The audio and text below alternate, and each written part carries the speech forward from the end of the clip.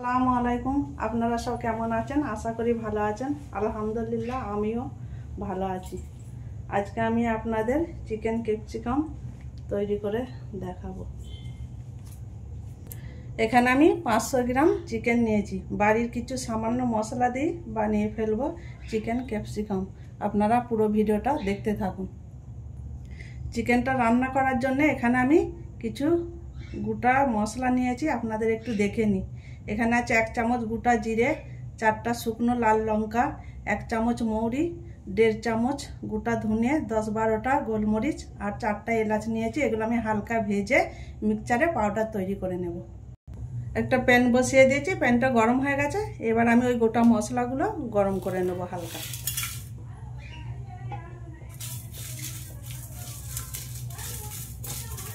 হালকা ভেজে নেব, খুব কড়া করে ভাজলে কিন্তু হবে না। মশলাগুলোর থেকে একটা সুন্দর গন্ধ বেরিয়েছে। এবার আমি মশলাটা একটা পাত্রে ঢেলে নেব, দিয়ে মিক্সচারে পাউডার করে নেব। এবার চলে এলাম রান্নার কাছে। কড়াই বসিয়ে দিয়েছি, কড়াইটা গরম হয়ে গেছে। আমি 1 চামচের মতো সাদা তেল দিয়ে দিলাম।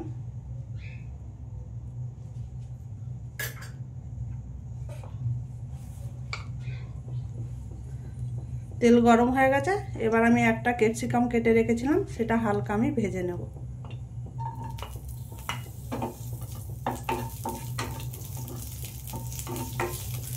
খুব কড়া করে ভাজবেন না, কিন্তু হালকা খালি একটুখানি ভেজে নিতে হবে। ভাজা হয়ে গেছে। এবার আমি ক্যাপসিকামটা তুলে নিচ্ছি।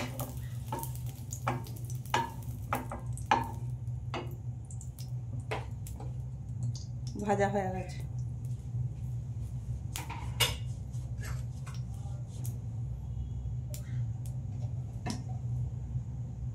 এবার ওই কড়াইয়ের মধ্যে আমি চিকেনটা রান্না করার জন্য পরিমাণ মতো সাদা তেল 1 কাপ দিয়ে দিলাম।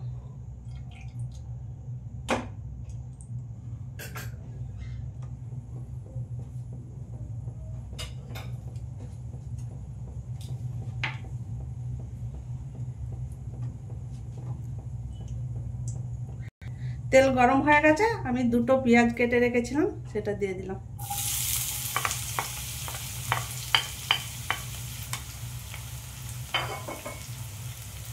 আর একটা তেজপাতা দিয়ে দিলাম। দিয়ে আমি পেঁয়াজটা ভালো করে ভেজে নেব।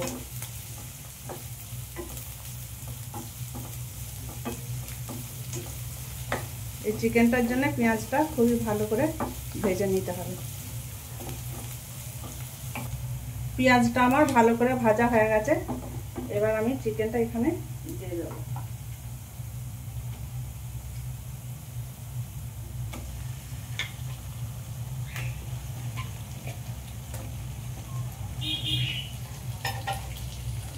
দিয়ে চিকেনটা আমি একবার ভালো করে ভেজে নেব।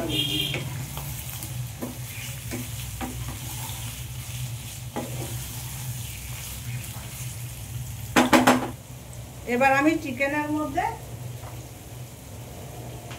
1 চামচ নুন,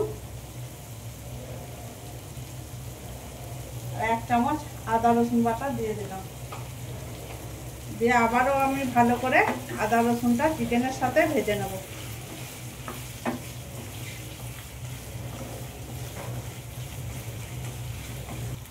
চিকেনটা আমার খুব ভালো করে ভাজা হয়ে গেছে। চিকেনের কালারটা চেঞ্জ হয়ে গেছে। এবার আমি মশলা দিয়ে দেব।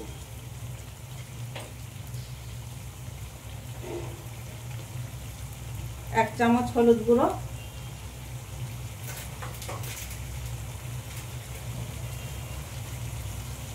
আর 1 চামচ কাশ্মীরি লঙ্কার গুঁড়ো আমি দিয়ে দিলাম। দিয়ে ভালো করে চিকেনের সাথে মশলাটা আমি কষিয়ে নেব।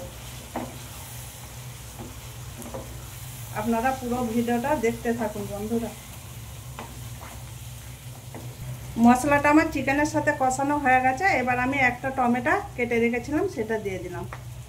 দিয়ে আবারও আমি চিকেনের সাথে টমেটোটা ভালো করে ভুনে নেব।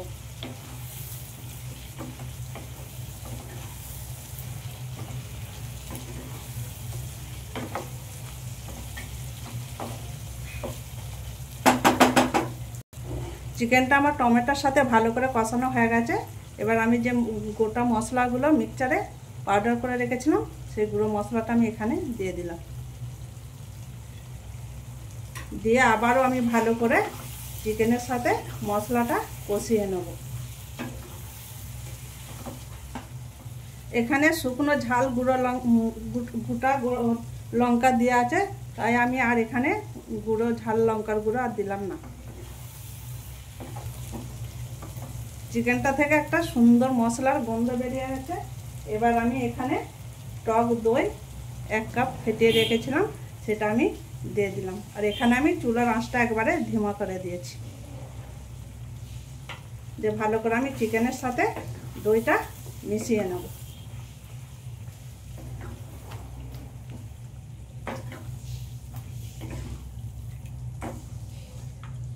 চিকেনের সাথে দইটা ভালো করে মেশানো হয়ে গেছে। এবার আমি 5 মিনিটের মতো চিকেনটা আবারও ভালো করে কষিয়ে নেব।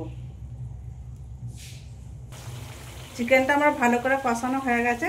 এবার আমি গরম পানি করে রেখেছিলাম চিকেন রান্নাটা করার জন্য, এখানে আমি 1 কাপের মতো পানি গরমটা দিয়ে দিলাম। দিয়ে আবারও একবার আমি ভালো করে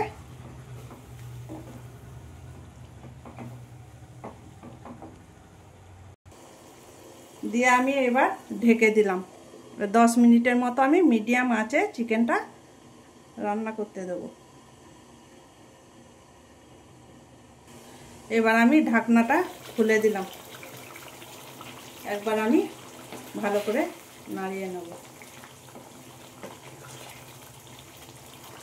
এখানে আমি ক্যাপসিকামটা ভেজে রেখেছিলাম, সেটা দিয়ে দিলাম। দিয়ে আবারও আমি ভালো করে নাড়াচাড়া করে নিলাম চিকেনের সাথে। দিয়ে আবার আমি চিকেনটাকে ঢেকে 5 মিনিটের মতো হতে দেব।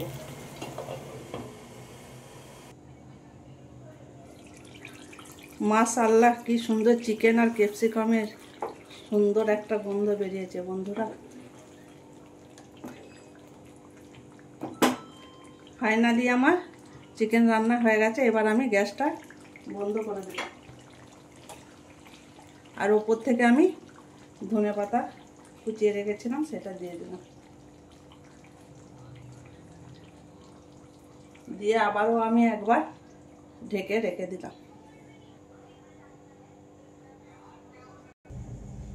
বন্ধুরা, চিকেন ক্যাপসিকামের রেসিপি আপনাদের ভালো লাগলে লাইক, সাবস্ক্রাইব, কমেন্ট করে আর আমার সাথে থাকবেন।